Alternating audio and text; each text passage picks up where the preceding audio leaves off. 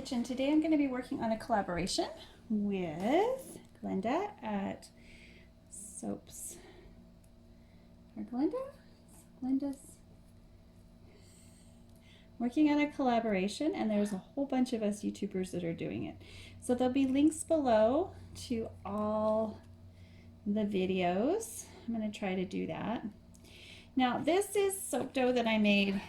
Well, this is soap that I made for a wholesale order, and the leftovers, the small pieces, the half cuts, I put into a bag because I did use full water, and I saved them for this collaboration. So it's still nice and soft. Not every formulation can do that for, a month or two. I think it's been 2 months that I made this ago, and I just kept it in a bag, and that was good enough, and I didn't have to work it to get it this pliable. But not everybody's soap formulation did. But this is just my Naked Honey soap, and this is Cathedral Grove. So we're going to, and this soap does get very, very hard. So we're going to make some Spongebob characters today. Eons ago, long time ago, I got this wonderful little SpongeBob mold, and I've made SpongeBob soaps in the past, but the collaboration that we're doing right now is to pick your favorite TV show. And over the years, SpongeBob has been my kids' favorite, and I've enjoyed it right alongside him. So today we're going to be making some planktons and some Squidwards because that's the color we got. I work with what I have, and everything else we will modify it to make it. Hopefully I'll be able to find some strawberry soap that's fairly soft to do little Patrick or two, but this may just be a plankton and Squidward soap that's starring them instead of SpongeBob and Patrick. Because I think plankton and Squidward are just not as appreciated as all the other characters. Now, to make an impression, I don't use the cornstarch unless I have to, because then I have to clean my soap again, and my soap's got a pretty good ability to pick it up. It's just like clay. It's not too sticky, it's not too hard, it's nice and smooth. You can see how smooth it is, but it does it does crack, so you need to have a smooth surface when you go to do your impression. So I'm just going to do a little Squidward here, and then we're going to pop him out. I'm going to do several of these, and then later I'll go back with my those tools that you saw me use, and we'll do a little detailing. Okay, so there's a little plankton. We're going to do a whole bunch of little planktons. I'm sure I will use these for other things. I will show you in another video how I keep my embeds. I'll spend a day making embeds, and then when I have time I will use them in a soap, a fun soap. So these are all going to be little planktons. Now, another thing you can do is you can use any color soap that you have. Like, I'm going to go ahead and make one of each of these in the green, and then I'm going to try to use some micas to paint them, and we'll see if that works too. Like, I can dust him in pink and then paint on his little black eyes with charcoal or something. But there's your little plankton. Making planktons. Maybe this will be my Monday minute. Making planktons. Oh, so much fun. Let's make another plankton. I want to be able to do about 10 of them, and then we'll move on to Squidward. I love these silicone molds. If you don't have them, you just have to start looking. Just type in whatever character you're wanting to create, or type of animal or flower, and there's just about everything out there. They're designed for sugar paste, so they're designed. His teeth look weird. Oh, there must have been a little bit of, that's okay. See, that's where I can use my tools that I showed you on Monday. Alrighty, this is fun. Just make sure there's nothing in there. Make sure it's all clean before you go in with your with your soap dough. Now, if you don't make soap dough, there are people who sell it, and one of those people, well, is me, of course. But with me, everything's custom order. So you're going to have to ask me to make it for you, and then I'll send you a price. And I'm wholesale, so I'm like, 100 bars. Make it worth my time. I need to pay mortgage too. There we go. But then there's people like B who have been able to manage, to be able to, just have things on hand and just make it, because she's popular enough that people know what she does. She's very focused in her business plan. So she writes books, she does soap dough, and soap dough is kind of her thing. She does make beautiful soap, but she also does make a rainbow of soap dough for you to create along with her. Like, she teaches you how to do these kind of things. B. Aida would just, from Sorcery Soaps, she would make these by scratch. I'm not a B, unfortunately. I'm a Jen. Hey, we're halfway there, and look at how fast that was and how fun that was. I'm already trying to come up with some fun ideas for the holidays. Most people are already done. Like, they're done. Me, I'm still thinking. I ordered a sugar skull mold because I want to do those again this year. And one of my suppliers had a really cute one with 4 different face plates that you can make them all different. See, if I don't clean that off, do you see that little bit of soap in there? If I don't take that off, it'll be on the next one. Okay. Need a planktons. And I can take my tool and trim all of that off, or I can smooth it with my finger before they get too hard.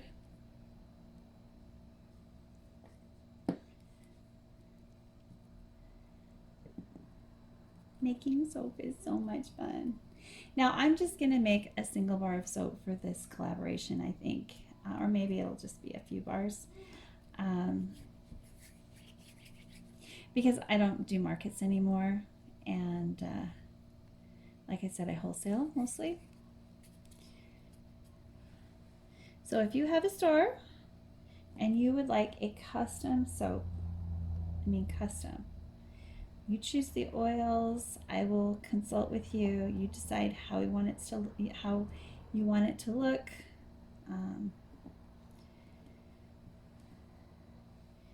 Even if you have a certain style in mind, keep in mind though, if you are a soap seller, retail, that rustic soap sell far more quickly and with repeat business than super labor intensive bars.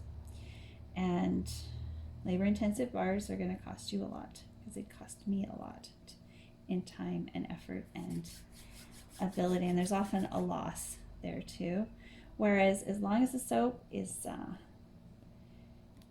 safe and relatively the same size, and all the ingredients are listed, and it smells amazing, and the ingredients inside are delicious and wonderful for the skin, there's very little loss for me, because I know how to make soap, but I'm not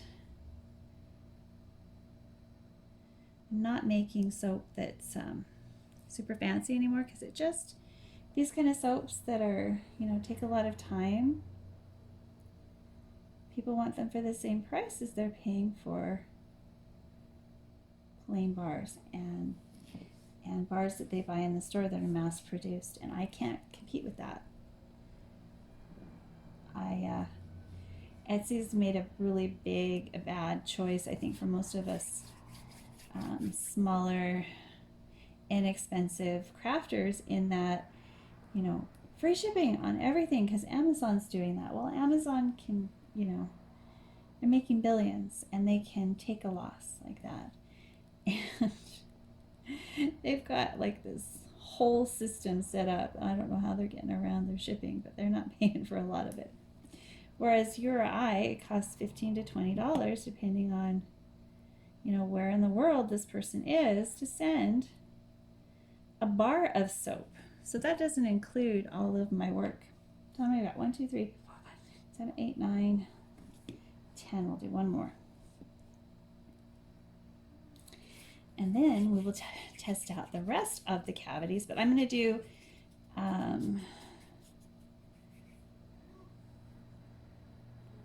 some Squidwards too, because it's the right shade of green as well. I like it. I like it. I like it. So with the plankton though, I could add like spirulina and some other fun things. So I might just make an algae soap with plankton as the star. And I might use some mountain pour as well, just an undersea scene. That might be fun. We'll see if I can make it happen. It'll have to be clear though, clear soap, because then you won't be able to see the detail. Crazy plankton soap. It's kind of fun. Kind of fun. I know, brainstorming with you guys. We'll see what I do. I'm going to leave all these ideas in here because they might, you know, spark an idea for one of you, and that would be fun too. So make sure you let me know if I inspire you. That's why I do a lot of these videos. It's just to make you think, what if? And I wonder. Now let's do one more little plankton, finish off this little bit, and then I think I'm going to take the green, but I'm going to make it a lighter shade for, or is he blue? Like I could easily make this bluish. I'm going to go look at the cartoon, and I'll be back to create some more of these. A little crazy. Yeah. Characters from Spongebob. Squarepants. Let me get this. Okay. Alright, so I reviewed the video and it's exactly the same color, but we're going to be making a black for the tentacles, of course. So this is what my soap looks like when it's fresh or has been saved from curing. It's going to take a little bit of work today, right now. It's not going to be much at all. We'll have lots in no time. Nice, soft soap in no time. So I'm going to go ahead and make Squidwards. In fact, I think I'll just use half of it. A little easier to use half at a time. Grace, from Dr. Grace, she uses a machine. So she just puts it in her, I don't know, you could grate it up with a Mulinex. I've got one of those if you're having trouble with your hands, because I know that sometimes for me, soap dough can be a little bit, actually I've got some black that I bought from B. I'll have to dig it out and see if it's still soft. A few months ago I bought some from B. So maybe I'll use some of her soap dough so you can see what it's like. She wraps it so pretty. Everything she does is so perfect and just gorgeous. Here we are. I haven't really told you what's in this soap, have I? So this soap has, you can watch me make it. I think I've done a Cathedral Go video. If not, I will put one up ASAP, because we need more soap making videos on this channel, because that is kind of my bread and butter, is soap. So this is nice and soft. You see the difference? So this is kind of hard, but once it's been worked in, it's just the right amount of moisture to make a good clay. So we can use these. Let's see how much we need for Squidward there. Let's see, I think that should be enough.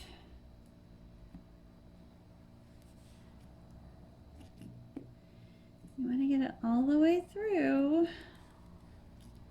You overfill these guys though, and you just end up with a bloated image. So be careful pushing a silicone mold too much. So once you get it in, then let up the pressure a little bit. Make sure you've gone back to normal proportions rather than you filled it to the top. Okay, let's see. I think I'm safe to pull them out. Look at that, nose and all. That is so cute. So we'll put our Squidwards over here. He's got quite a twisted little face. That is hilarious. Squidward! So we'll make about 10 of those so I can bring them back. Now I have a container. I'm going to show you how I organize my, my soap dough creations as I finish them. Because I'm going to be making quite a few because I've got some really good soap dough right now. I got this batch and I finished off another plain batch. And for that one, I haven't even cut the soap yet. So I did take my scrapings from my buckets. So that's another thing you can do is you can, scrape your giant buckets and save every little bit and either put it into a soap and give it away as samples, into a mold rather, and give it away as samples, or you can turn it into soap dough. And I'm going to show you how to change the color because we want it brown for her, and I don't know that I can make this yellow, so I think that's a lost cause. Who is that? Huh. I don't even know who this character is. So we got SpongeBob right here, Plankton, Mr. Krabs, Patrick, and Sandy, but I don't know who that is. Let me... A little perfect Squidward. Okay, let me just see what that character is. I can't tell just from the... I'm not sure I even recognize who the character is. Who is that? Oh, it's Gary. It's Gary the snail. So it's a front kind of view of Gary with all sorts of little bumps on him. Oh, that's so cute. That's really, really cute. So we got a really shallow Gary there. I might as well keep that. That's cute. I'm gonna make some more Squidwards. Squidward, Squidward, Squidward. Yeah, I thought I was gonna have to make it blue, but he's definitely the same shade of green. Once we add though the big long tentacles, which should be fairly easy to create, it's just gonna be like a line with little cut lines.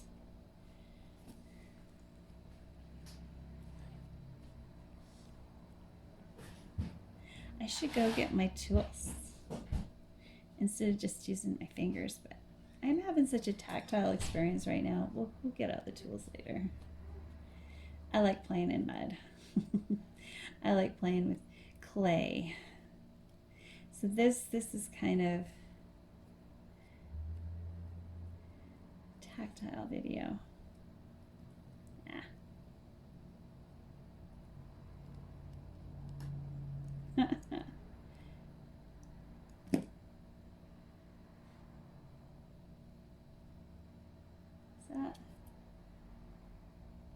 There we go.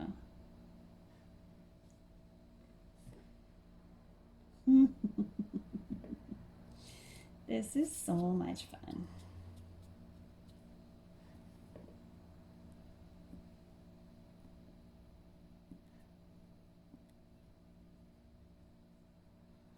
Now, as you get going, you kind of know how much you're going to need for that particular mold. The first time you do it, you're going to probably overfill it a lot.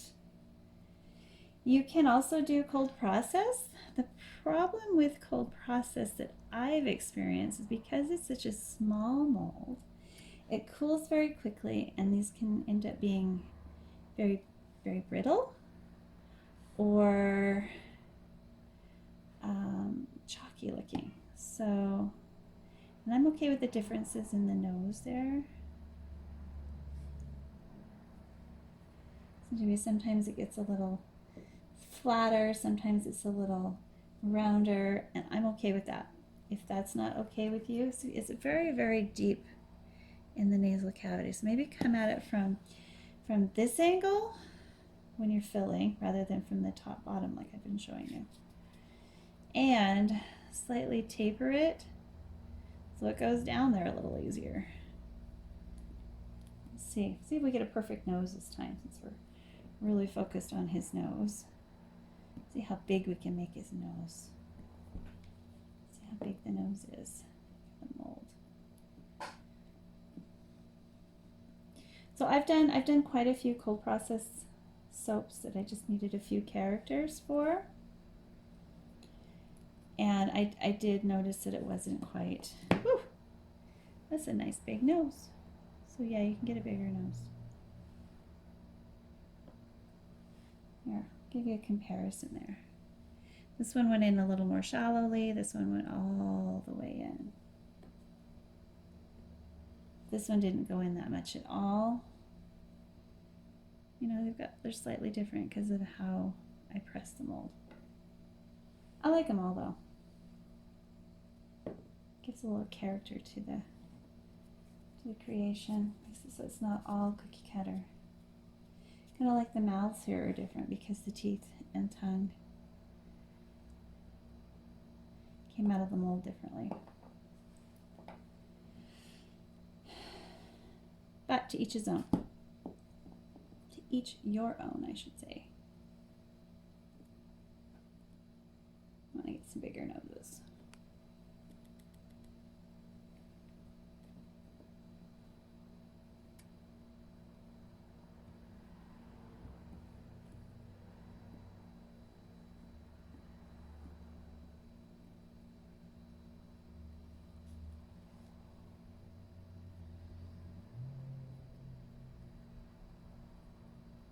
I may do a whole series of little videos before we do the final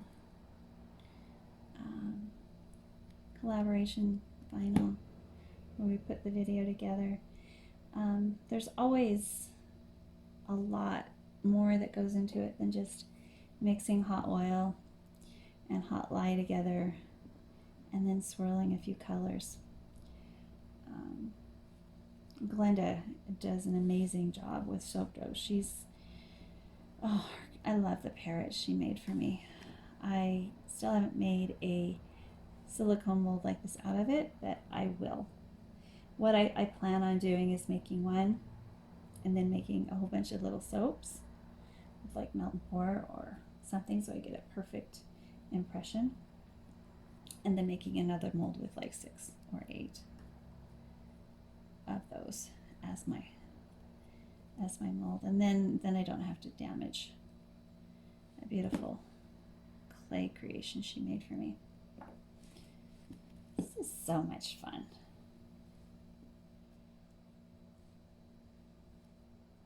Now I have a white dough that I will probably make pink and brown and yellow in the next video, but it's going to be a couple of days. It's still pretty raw. If I work with that soap, it's going to be a little sticky. We'll definitely have to use some of the cornstarch, and it might be a little crumbly. I'm not even sure that it worked out perfectly. I hope so. I really, really hope so. It was a bear to work with. It was really a bear, and what I mean by it was a bear is that it misbehaved from the moment I poured the lye. So imagine you have a 120 bar batch of batter that you were just going to bring to emulsion and then bring to trace as you're doing each of your 5 different types of soaps. You had 20 slabs of soap to make, and 2 of each, flavor or fragrance, and have it go to complete, like almost like this immediately. So I'm hoping that I did a good initial emulsion, and that it's that it's going to work, but I don't know. I don't know. I may have to go back to the drawing board and do it all again. They all look lovely. Luckily, I have a lot of experience working with hot process, and thanks to a couple of my soaping friends who introduced me to the wonders of hot process. Now, my experience with hot process was so vile that I never went back. But Valerie and Body Garbage both can make some really pretty soap, and I was impressed by them, so I decided to do some more research. Thank you, girls. You are the best. Now, I think it's Deborah from Body Garbage. I'm terrible with names. I apologize if I'm wrong.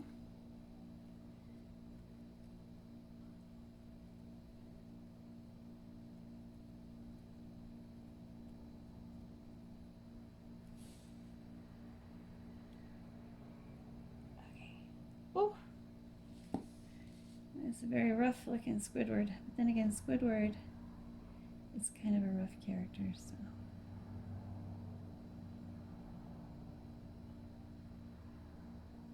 I can use my tools. That was what I was going to do today, is show you how to use the tools, but I'm having so much fun with just the mold and my hands.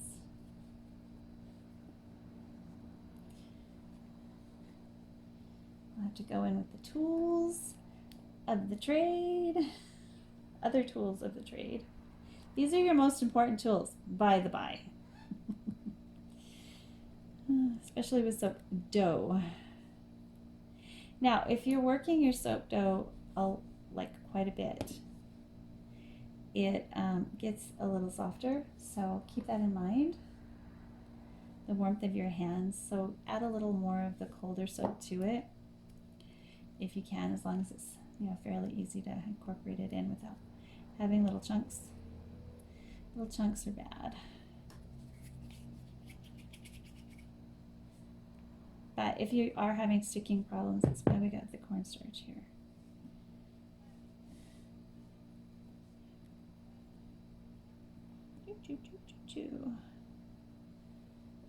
Two finger.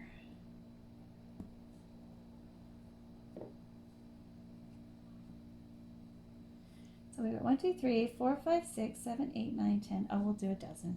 How many planktons do we have? 1, 2, 3, 4, 5, 6, 7, 8, 9, 10, 11. 11. We'll make an even dozen of both of them, and then we will call it a day.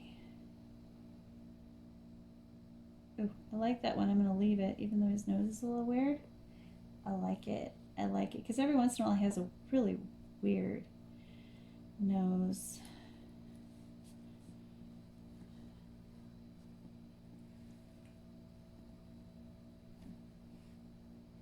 And yeah, you can add it in. Just kind of smooth it out.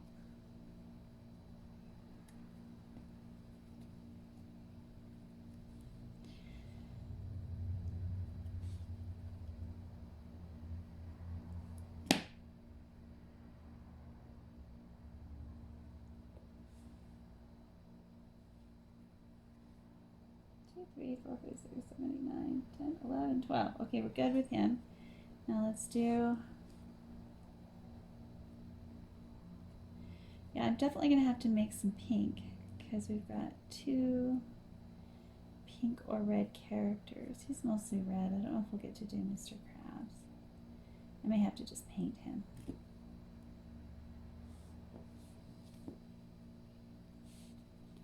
So we've got a heart of bar of soap, so I just have to crush it. You got the muscles in your hands. I'm always a little sore after doing soap dough, because I never use super fresh, because I always end up with little sore hands because it's not quite cured or finished saponifying.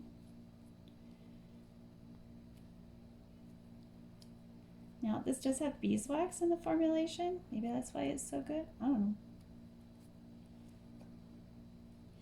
But Biada does have a soap dough recipe if you're interested. She's got a free one. And then she's got an entire book of them. I think there's like 20 different ones you can try. And then, of course, you know, there's her favorite one. We all have a favorite one that we just always go back to.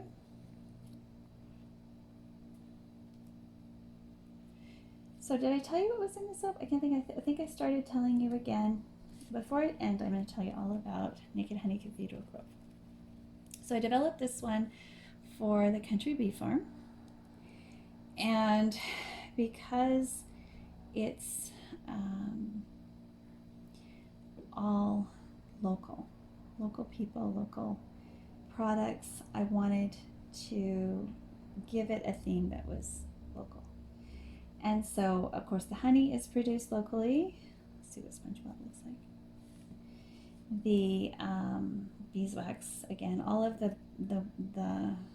honey products are produced locally. It's named after a local landmark because I've been wanting to make a pine tar soap forever.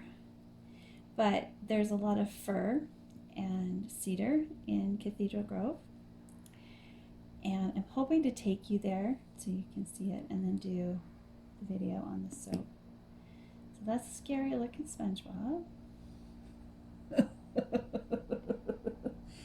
I don't know if I can do 10 of those. Maybe it's just scary because it's green. So we've got Gary, Squidward. Let's see if they're all on here. I'll get a nice close-up at some point so we can see all of them. There's Spongebob. There's Squidward. Got a messy table now. Let's see. I thought he was looking a little busy. He looks like a scared, a freaked out Spongebob, but we're going to need to give him legs and stuff. Or not. Just headshots. Let's see what Sandy looks like. Sandy is a squirrel, for those of you not familiar with Spongebob. Okay, so we've got pine tar in the soap, because that's really good for the skin. And we have, of course, the Angora, which I produce. Now the Angora is just the wool that we brush off of our animals. No animals are harmed. In fact, if you don't brush an Angora, you're harming them. And it's dissolved in the lye like you would silk. Oh, she's cute. I like Sandy. I'm going to get a brown soap and make some Sandys. Now Spongebob is next. What else is in the soap? Oh, pine resin. I got some pine resin. I had it shipped in from Arizona. Not exactly local. But I did get some fir resin. I collected it last summer, a very tiny amount that does go into every batch that was collected here on Vancouver Island. So on one of my many trail walks, I collected sap off of a tree that was just weeping. And it smelled so good. It was really hard to process it, though. I don't know if you've watched videos on processing resin, but it was like full of bark and full of needles and full of everything. So it was quite a labor of love. So even a tiny bit means a lot. And yeah, he's pretty cute too. I did a pretty good job on him. All right, let's Mr. Krabs. Mr. Krabs and Squidward, Spongebob were my most, I don't know about that. Let's see. We can get into the whole thing and get a good impression.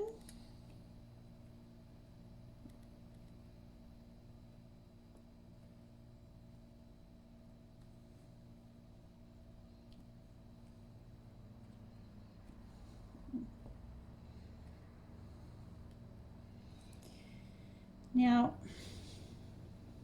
just work slowly. You get to going too fast and you'll just look sloppy. And as it is, I work pretty fast.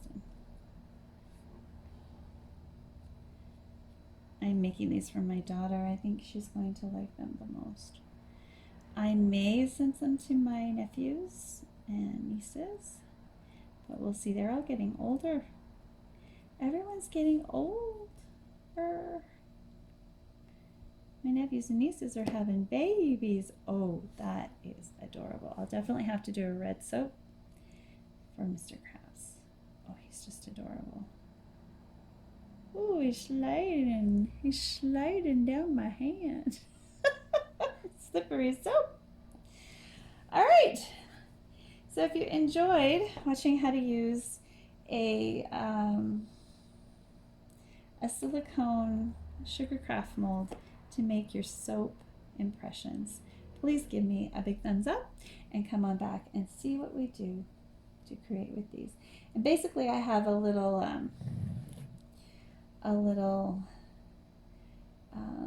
what is this called? The thread, embroidery thread organizer that I use, or you can use a tackle box to organize your embeds. So just to keep them separate and keep them from getting crunched and munched by things. Bye for now, guys.